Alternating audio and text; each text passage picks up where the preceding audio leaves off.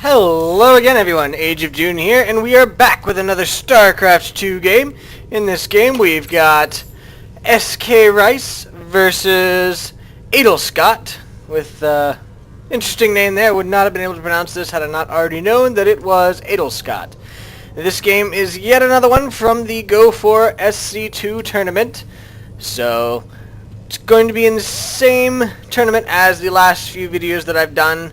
Most of the games being uploaded at the moment are not actually anything but this. This is about all that's being uploaded. But I'm going to go ahead and give a introduction to people. Apparently somebody's lagging. That's no good because they've got observers and apparently one of the observers is lagging. So that really stinks because it really messes up the game for the players, I believe. But Rice, who is this guy right here, this is actually the manager of SK Gaming, or so my research says. It could be wrong, but from the looks of it, that is what that is who it is. I found his page, his Battle.net page. He has not qualified this season for any ranks or anything, but he used to be Masters, I believe it was. So he is pretty high level in the ladder, or was high level in the ladder. He just hasn't done any this season, so should be fairly interesting on his part. And he is going to be against Adelscott, who is in the team Millennium. He started playing back in Wings of Liberty. Actually, no, he started back in Brood War, sorry. And he was first in W Kreia, and then he ended up switching to Millennium. So he's fairly passive, apparently, and he definitely macros up a lot, which in theory, that's what I like to think of myself back when I used to play Protoss, but really, I was just bad.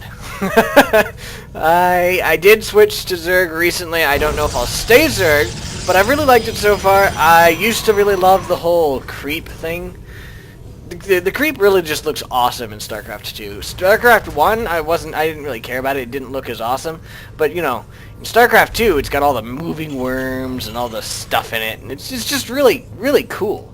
So I wanted to go ahead and switch to that. I really liked it back in Wings of Liberty, but I didn't want to try it because I didn't think I was good enough.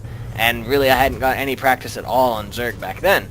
But when this newest expansion came out, I did the campaign and learned... It's interesting. Learned Zerg from the campaign, of course. So I ended up going ahead and just trying it out. And I was met with great success in my first game. Don't know whether it'll continue that way, but you know, I'm kind of hoping.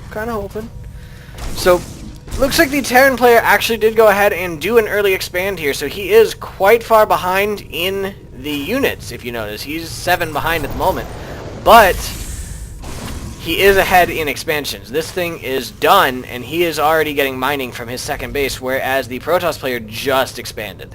So the Protoss player is definitely behind in that, and we're probably going to be seeing the resource collection shoot up for the Terran player. Yeah, he's...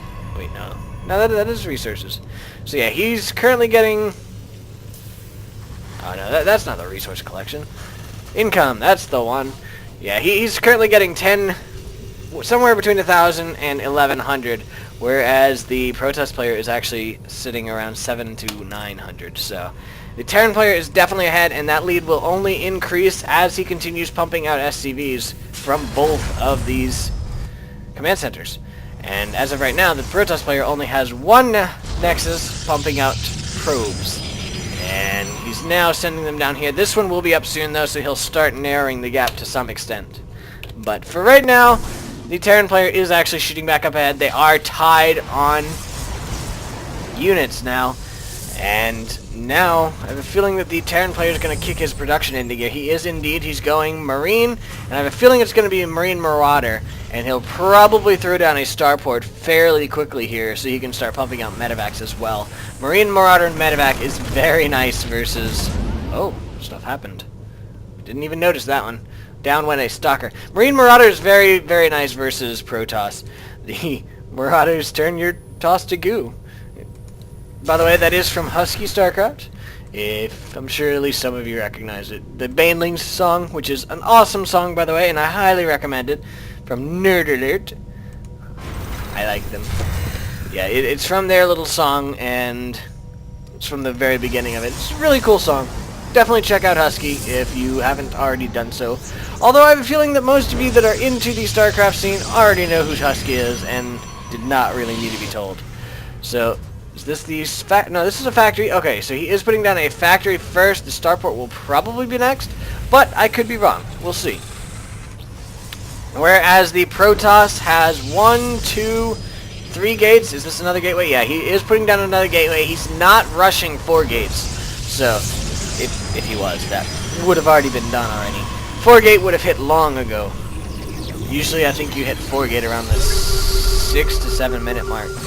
Pretty much as soon as that research gets done for warp gate, you're immediately attacking. So, obviously he's not going to be 4 gating. He is researching blink, which is something that I always had trouble with in the most recent expansion. Back in Wings of Liberty, I was actually pretty good at managing the micro of my blink stalkers. And I stopped playing long enough, and I came back, and I'm just not able to do it anymore. I don't know. I think I'm just out of practice, and I would have to dedicate a lot more time than I do to, there we go, to StarCraft in order to do it correctly, but I don't think that's going to happen. So here we go. There is the starport that I was talking about, and he is indeed double pumping out those medevacs there. He's used the factory to make the reactor so that the starport could immediately start that. Looks like we do have an attack coming from the Protoss player. He's going to go ahead and put a proxy pylon here very shortly, and there as well apparently. Double proxy. And I guess that makes sense, so he can go ahead and warp in units. The drone, or the SCV there, scouted that, so the Terran player does know what's about to happen. It's an interesting blink. I'm not sure why exactly he blinked there, but he did indeed. The Terran player has his SCVs already in a line to go ahead and repair this bunker. So in come the stalkers, and they are immediately pushed back. I think they took down 1 SCV before dying. Now they're going in on the bunker actually. The SCVs are trying to repair it. They don't manage to do it, although it did delay that destruction of it long enough that now the Protoss player is having to run. The Marine Marauders are coming in. Now they're retreating again. The SCVs were actually in that as well, which is probably not exactly what he was intending, but that is what he did. Now there are more Marauders coming out. The Marauders are slowing them, but the Blink Stalker Micro is actually able to save a couple there. He's got a couple more saved. There's another Blink, and he's actually going to go ahead and fall back now. And this guy's still pumping out Marauders and Marines. He's actually got double queued up there, but that's probably because he's so close to it. And there's another couple medevacs coming out as well. So, these little armies are just doing small engagements. That Blink Stalker Micro is able to save pretty much all of his stalkers, which is very impressive, and that is something that I have never been able to do to quite that extent. I was able to save, you know, a couple stalkers here or there, but I was never quite good enough to manage that. There is the slowdown from the Mothership Core, which means the Terran units are going to be a whole lot slower, and they're going to attack slower, they're going to walk slower, everything else. And the Protoss player was still forced to disengage by that army. Oh, there's a blink up, and they are going to burst down that tech lab. And they did indeed. They're now going in on this Marauder. The rest of the Terran army was outside. They're trying to get in. They did finally get in. The slowdown thing actually, time warp there, actually slowed them down quite a bit. Now the SCVs are being pulled off the line, which is never a good sign when SCVs are getting pulled off the line to take down a whole bunch of stalkers. So they are actually going in. Now they're going to go ahead and go back to mining, but the Terran players is in a bit of trouble there. These SCVs are going to try to get to safety. The Orbital Command is flying away to also try to get to safety, and now the Terran has his complete army here just waiting. That mule needs to get back to work. It's not even doing anything. Come on, man. Quit being lazy. So the Stalkers are going to go ahead and take down this refinery here, and things are not looking good for Rice. Oh. I think took a little bit of damage, but not much altogether, thanks to the shield. So there are a couple Marauders in the bunker there, and that will help defend against the Protoss onslaught, but he's got to get some more minerals, more workers mining, and everything else. The Protoss player did take this time to go ahead and expand again, and the Terran player is actually just locked up in one base, which is not good at all. The Protoss player is still able to blink micro out. He did lose one stalker there, but he's still maintaining that blink micro to keep his stalkers alive. And he's doing really good at it too. So I think this guy might actually be dying. He did actually end up dying. He actually got lured up there because he was attacking, and I don't think that Adel was paying attention. Adelscott was paying attention, so he ended up losing that Stalker. But honestly, I think he's probably okay with that. He probably would have rather not lost it, but you know how it goes. And in comes a Zealot. One Zealot. The rest of the army is coming in. They are scaring that orbital command off again. Now they're going to go ahead and take down that refinery, and they are just being very mean. So there is the time warp again. The Marauders and Marines are just going to sit up at the top of the ramp and just kind of wait up there. There's not really much that the Protoss can do without getting up this ramp. He might end up... He can blink up, though. So that is definitely a possibility, as we've seen already. But the Protoss player is actually just using his ability, using his micro to go ahead, come over here, hit the tech lag a couple times, and then back off. And anytime his Stalker gets low, he just goes ahead and blinks it away.